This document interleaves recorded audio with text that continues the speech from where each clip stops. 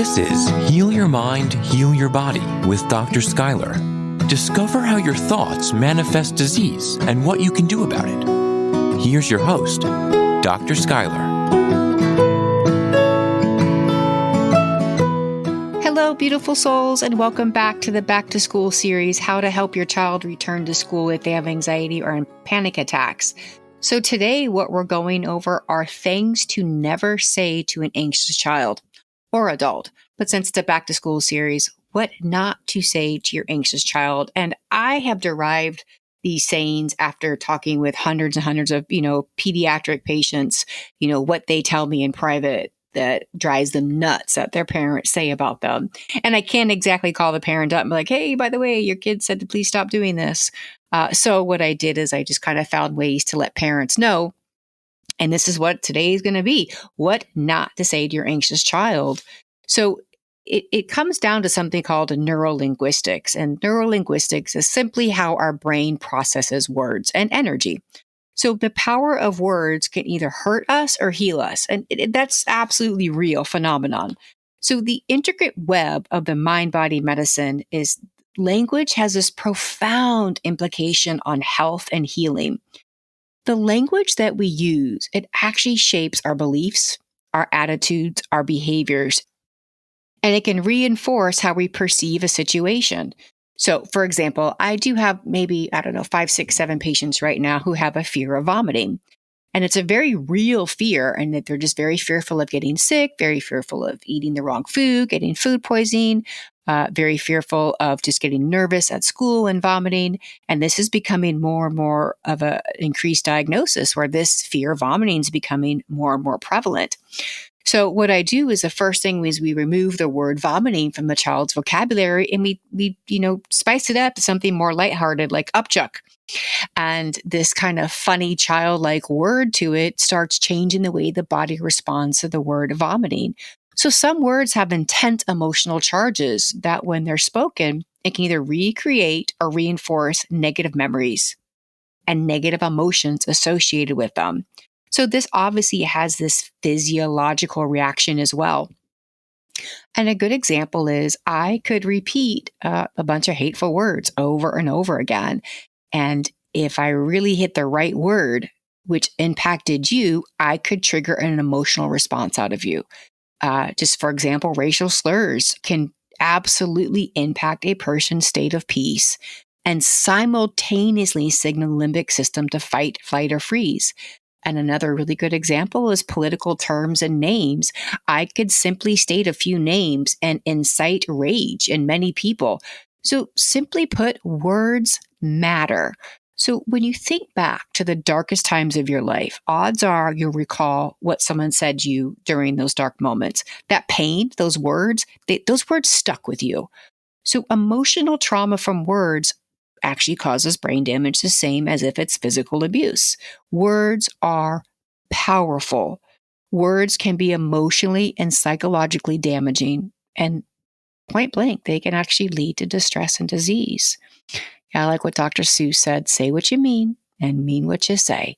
So how words that we use impact our child really, really matters. And there's this therapeutic technique that we use to reorient the meaning of emotionally charged words, and it's called anchoring.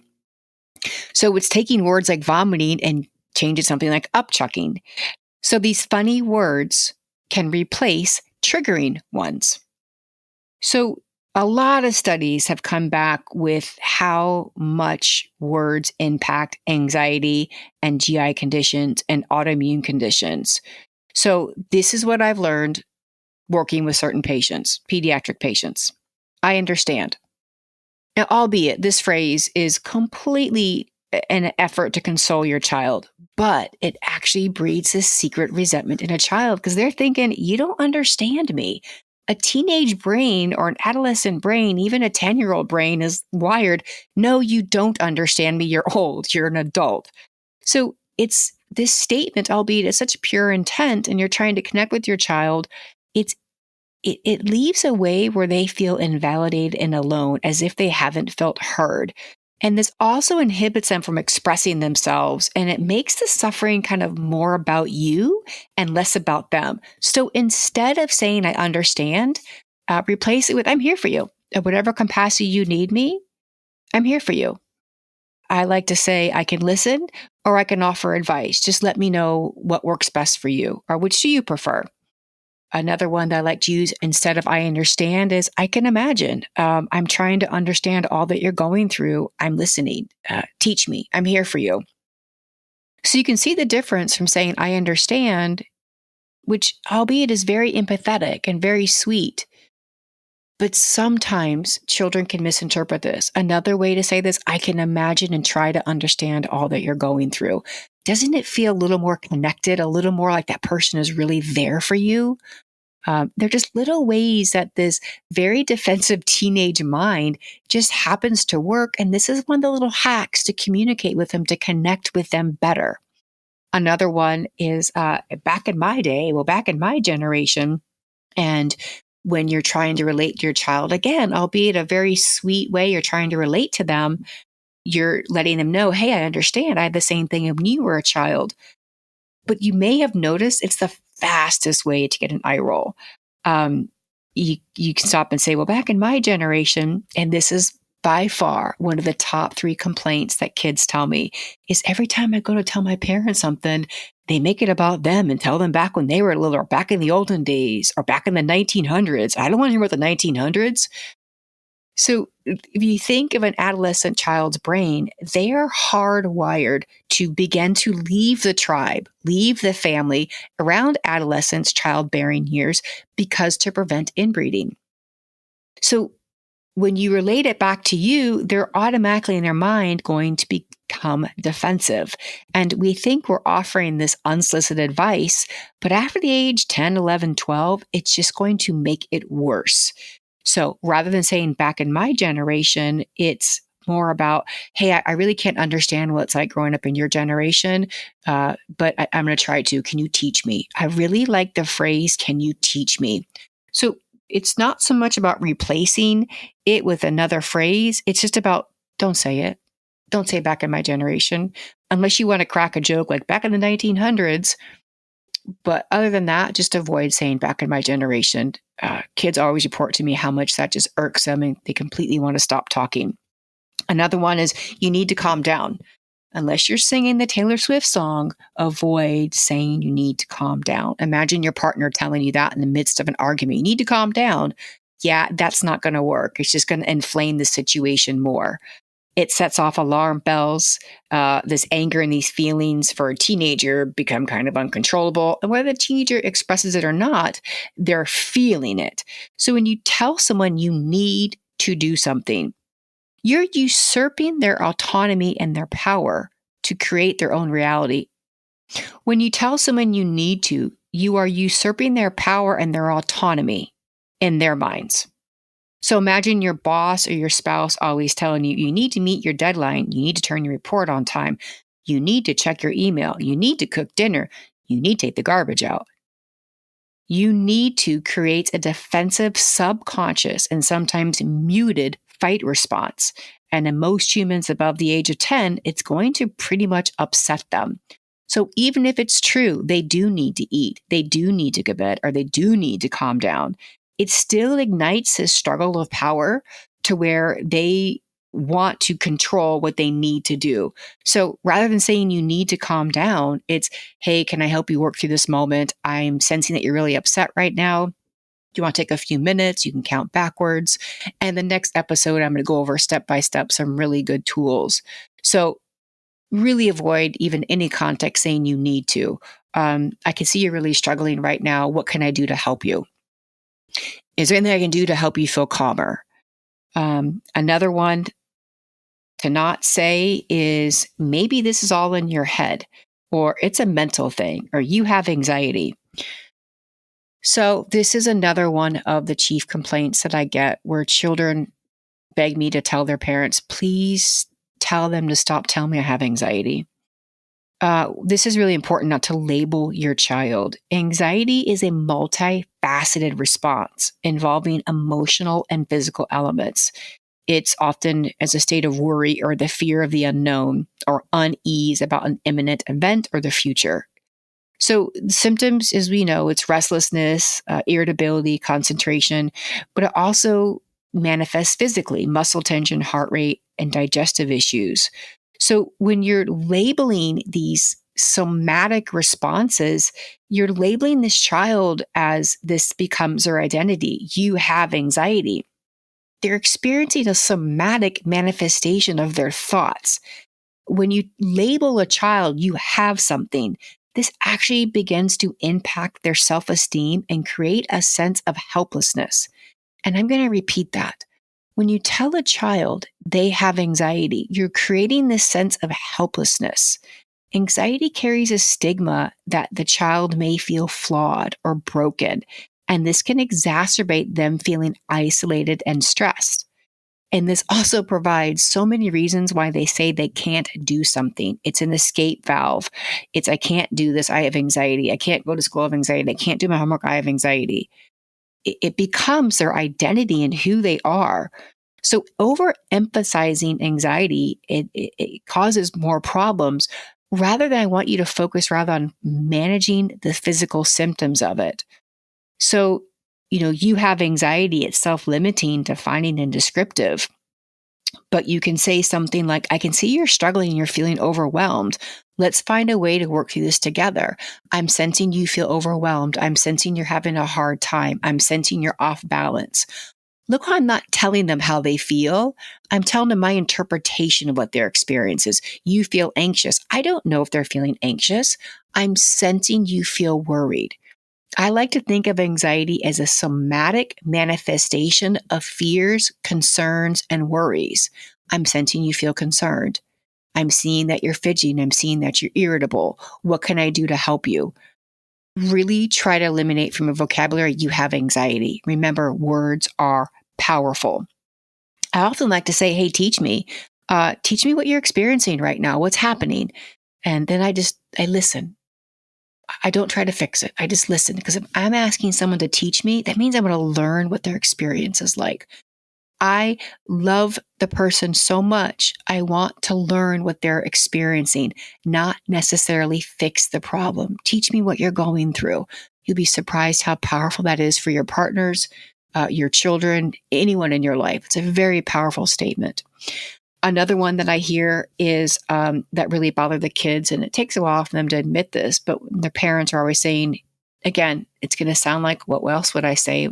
Give me a second, I'll explain it. You're strong. Be brave. So I get, again, it's telling the person you think it's this positive thing, which I agree, it is a positive thing, but we're tapping into a teenage or child's mind. So for them, being strong sometimes can have this unintended consequence or a backfire. The child, from talking to so many of them, they believe that the parent is saying it's not okay to be weak. Like they believe like this parent is trying to negate that they might feel scared or they might feel weak and try to have this toxic positivity, this toxic cheerleader. You're strong, you can do this. But inside, they're feeling terrified and scared, and they put on this facade that they are strong or they have to be strong. And that actually makes, their symptoms feel worse. So your intention versus the impact, while telling the child that they're strong is meant to be encouraging. I completely get that. I absolutely get that. But it places this pressure, this undue pressure for them to live up to that standard, to always be strong. And there is no way on this beautiful green, blue earth we can always be strong. And I think it's more empowering for a child to know it's okay if you don't feel strong right now. It's okay if you even feel weak. That's true vulnerability and that's true courage. It's okay not to be okay. So when this child might interpret this being strong as needing to hide their pain, to hide their fear, to hide their vulnerability, which can actually prevent them from really expressing their true feelings. I am scared to death, Mom. I am scared to death, Dad, but I'm also too scared to tell you I'm scared. So, albeit it's a very supportive type phrase, we have to think also into a child's mind. They're always trying to please you and meet your expectations and not disappoint you. And if we label them as you're so strong, they are, but it also can put this undue pressure on them. So One of my favorite phrases to replace some of these is, it's okay if you don't feel strong and brave. It's scary and it's unknown, and I won't leave you. Or it's okay, you're not okay, I'm here for you. And then just stop talking. You would be surprised, especially boys, when you say to them, it's okay not to be okay, I'm here for you. This is kind of the rule to follow dealing with boys or men.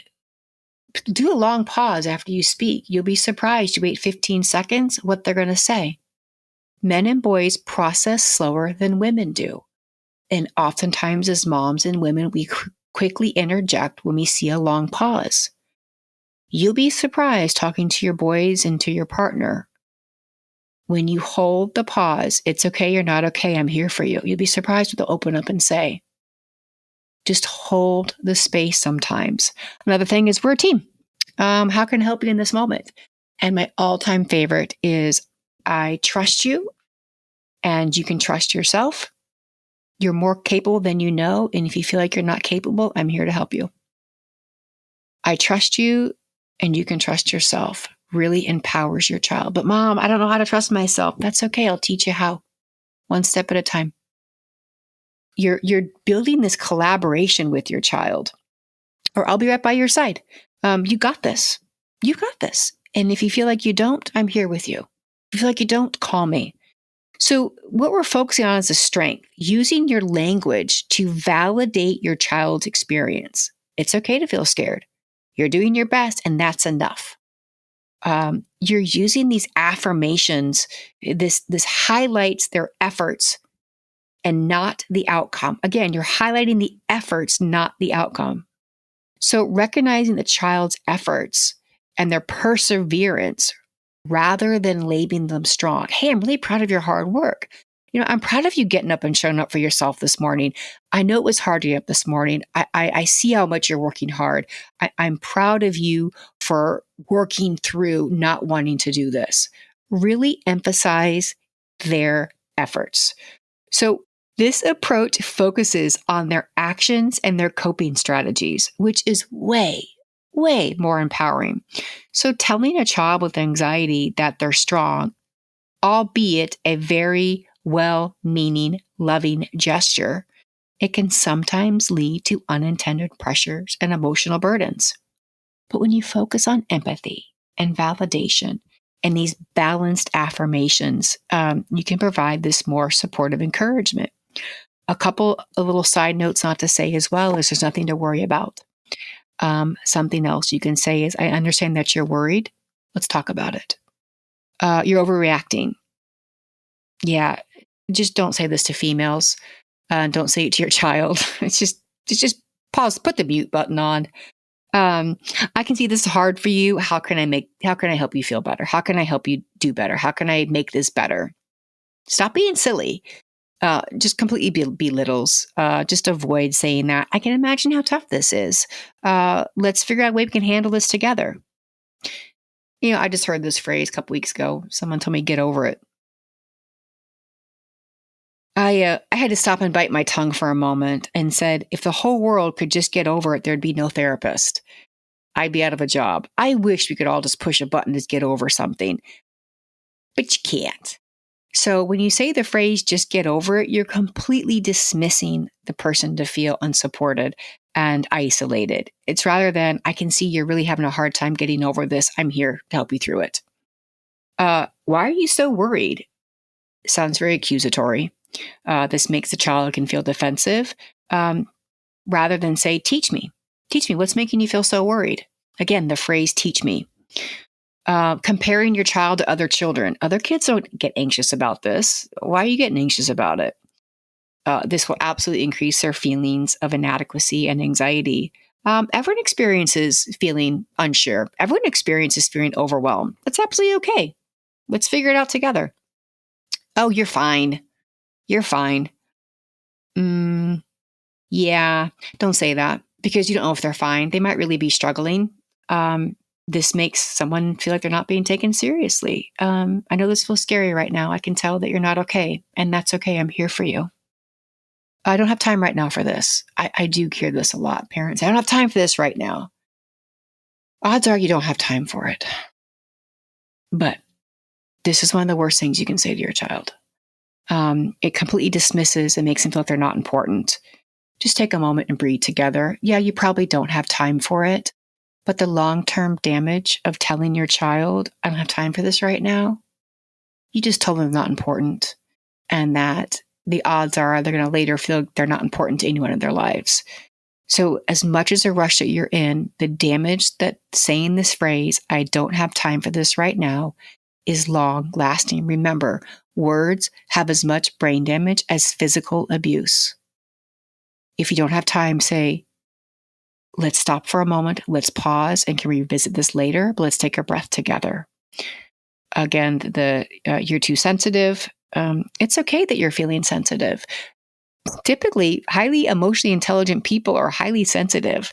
Let's find a way to manage this together.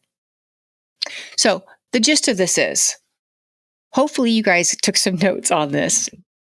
But as your child is returning back to school, keep in mind how powerful your words are neuro-linguistically. Neuro, mind, linguistically, language. And I love the phrase, teach me. Validate their experiences. I can understand. I could imagine. I'm sensing. And I trust you. We can handle this together. If you don't trust yourself, in time, you'll trust yourself. You're setting up to focus on their actions and their coping mechanisms rather than the label of the somatic manifestation of their thoughts. So next episode is going to be anxiety hacks, what to do if your child or you are having a panic attack or an anxiety attack and what the difference is. In the meantime, you can get some back to school tips on drskyler.net, and you can get some free downloads and some sneak peeks into the upcoming book. And I look forward to sharing anxiety hacks next episode. And I'm wishing you all abundant, beautiful blessings. Take care. Thank you for your time. I feel so grateful you have listened to the end. When we begin to understand how our body manifests stress, trauma, depression, anxiety, and even unexpressed emotions, we then create a space and bandwidth in our minds to begin to heal our bodies. Healing is a decision, and I am grateful for yours. Abundant blessings, Dr. Schuyler. To learn more about the work Dr. Schuyler is doing, please visit drschuyler.net. That's drskYler.net. And remember to subscribe to this podcast wherever you like to listen.